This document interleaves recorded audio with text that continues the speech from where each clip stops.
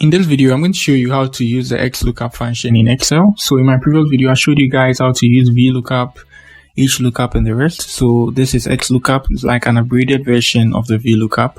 So it's very, very simple. We have this table here and we are going to use the XLOOKUP to do this. So we are going to look for, so the first question is, we are going to look for Jack's age, right? From this section, Jack's age from this section. So you can see this is Jack here and we are going to look for his age. The second is we are going to look for Desmond and the city he lives in. So Desmond here in the city. And the third is going to be Russell, which is here, and also hair or his favorite color. Good. So the XLOOKUP is going to give you more flexibility. You are going to notice yourself. So now let's start. Equal to an X. You have a lot of flexibility compared to the VLOOKUP. So now let's start. So the lookup value, which is going to be Jack, right? So we can enter the Jack and put it in quotes. Let's do that. Mostly I love to do referencing so that we don't stress ourselves a lot. So Jack. So let's follow the path here, the formula path. Just like I say in every video of mine, the lookup array.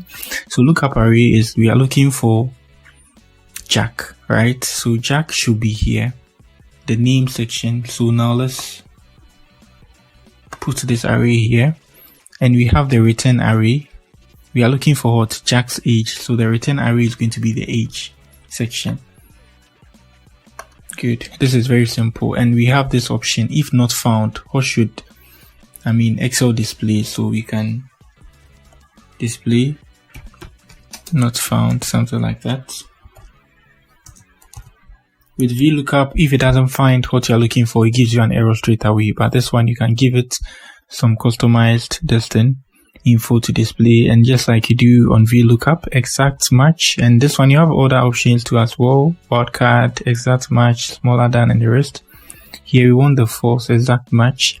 And the search mode too, there's also another function VLOOKUP doesn't have, how you want to search it from first to last, or any of your choice. So let's just select first to last. Good. And now let's close our parentheses. And then you see we have 16 here. So now let's check. Jack is 16 years old. Now let's try this 3 times. By the time you're done with this video, you should grasp it. Good. So now let's go again. XLOOKUP. And we are looking for the lookup value. Lookup value, we are looking for Desmond. Yeah. So Desmond in quotes. Always remember, when you're trying to write something in a string, it should be in a quote. If you are using the equal to or greater than or something, it also should be in quotes, except numbers that shouldn't be in quotes. Lookup array is Desmond, so it should be at the name section. Good. Return array, we are looking for his city, so it should be here. What we are trying to return should be his city, so it should be here. And if not found, we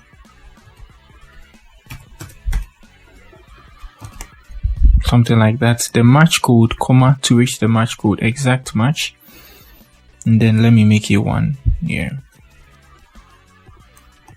And you have Dallas. So now let's try doing something here. So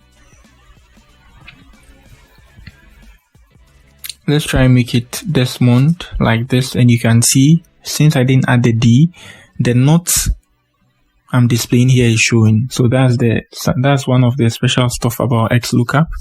And I think I talked about how it's going to search from the top to the down and other stuff as well. Now let's try the last one.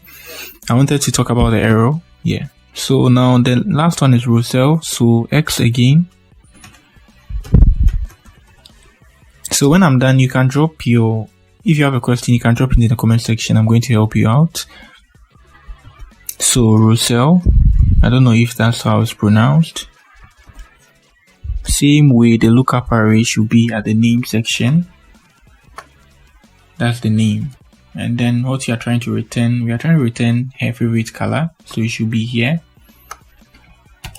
And then if we don't find anything Russell, what should we display? Not found. Or you can make it enter proper, blah blah blah. If you are using cell referencing, it's up to you. And then exact match, just like I do always. And then from first to last. It depends on you, from last to first. Anyhow you're going to do it, it's up to you. Now close the parenthesis, and Russell's favorite color is yellow. You get it. So that's it on how you use the XLOOKUP. Very, very simple. You have any question, let me know in the comment section. I'm going to link the VLOOKUP and the HLOOKUP videos too, and also index and match in this video's description as well. So you check them out too. So that's it. Peace.